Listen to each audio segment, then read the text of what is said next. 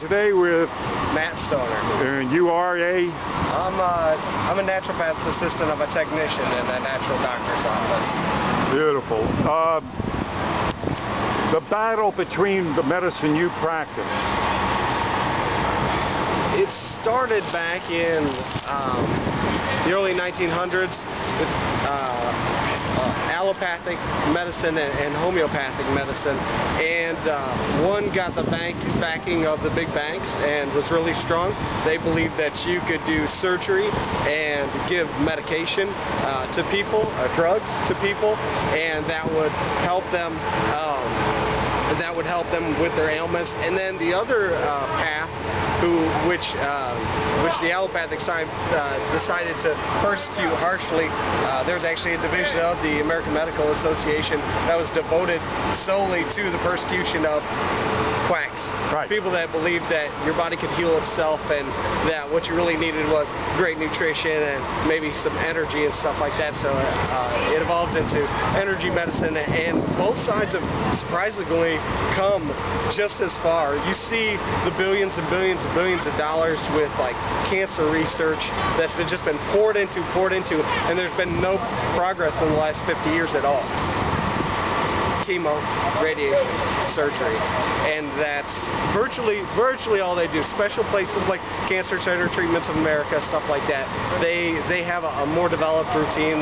They bring in like acupuncture and chiropractor and great nutrition there, but still the whole division is we think we're going to medicate you, and we'll medicate you until you actually have to have surgery, or because if it isn't working, you should probably pull it out. There's no money in being healthy, is there? Not at all. If I would have found out before I had catastrophic kidney failure that I was just allergic to dairy and pork, and that was raising my blood pressure so high that it actually ruined my kidney. I had one from birth. It ruined my kidney and wiped it completely out.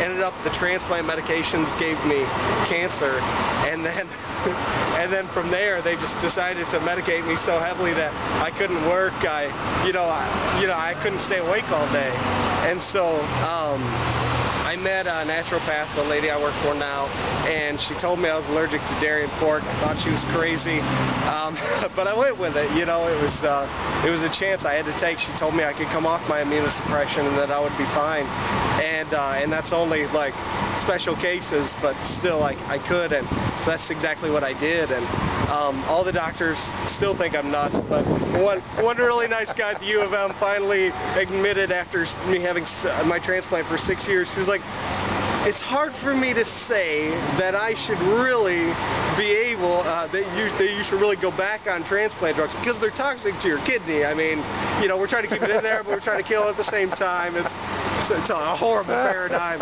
the drug manufacturers can't avoid. So wonderful. So this is strong because that's personal experience. Absolutely. Absolute personal. Your view on the vaccines, having forced vaccines, how do you feel about that? I feel like it's a total violation of everything we stand for. My kids aren't vaccinated. They won't be vaccinated. I had very limited vaccinations.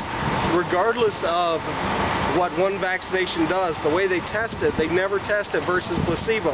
They virtually never test it placebo. There's a caveat there, but what they do is they test it versus another vaccine that's already been proven safe, that was tested another vaccine that's already been proven safe. And the whole problem with the vaccines is that they're actually in a specialized court that's not allowed to, it only publishes the results of it. They have certain criteria that's set up based on you failing and not being able to sue the vaccine companies, because the vaccine, the catastrophic suing from the vaccine companies when people died was set to put them out of business, but they wanted to keep these vaccines in because they're really good for you, and so they put a cap on this court. They call it vaccine court casually. And so they wanted to keep these vaccine companies in business, and so they capped it all and keep it very private. You can't sue in a regular court of law. It has to be in a special court. Which is a travesty. So I think it was $310 billion that they've awarded just through that court, and it's got everything filed against us. So people are still winning on the fact that although there's never been a case approved for autism, and I'm fine with that. But it was too scary for me to risk the most precious things of my life, the kids, to get them vaccinated. Eventually, if we have to go through to another country and we have to do it, I'll have a very, very spaced schedule, but that's strong too.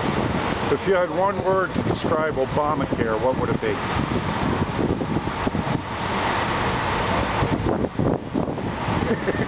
You can use more than one word if you want.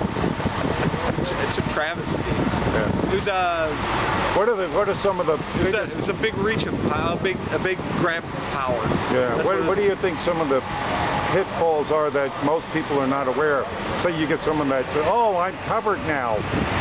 What are they missing here? What are they covered? I think it's another violation of human rights to force someone to buy something or fine them. That was horrible. The other thing is that unlike the quality medical coverage that we had before, if you paid for it, which I did for a while, and it was expensive. Don't get me wrong. I think the biggest problem there is we still don't have any tort reform. But seeing people that go with Obamacare, I think the biggest travesty to me is that they always want insurance to cover everything now. So I work in an office that we don't take any insurance. A naturopath isn't a licensed medical doctor in Michigan. So they're so concerned with saving money that they're not concerned with actually having health. They're concerned with mitigating, just mitigating their disease. So that would probably be the biggest thing. You're developing an ice cream that's healthy? I am. Tell us about that. Well, the name search just got cleared. It's going to be called Good For Ya, and like Euphoria, good for you. It's kind of tongue-in-cheek because you can't claim anything even though it's made out of vegetables that it's good for you. So it is actually delicious. We made a bit of a square circle. We made something that's great for you. It has very low carbohydrates. You could eat it all day long and never get fat, never gain weight. And it's actually a superfood too. And when's this coming out? When will it be available? A few more months at least. We sell it locally. We have it made in an ice cream shop that's local to Jackson, Michigan, but it will be coming out, so keep a look for it. Yeah, sure will. Thanks. All right, you're very welcome. That's a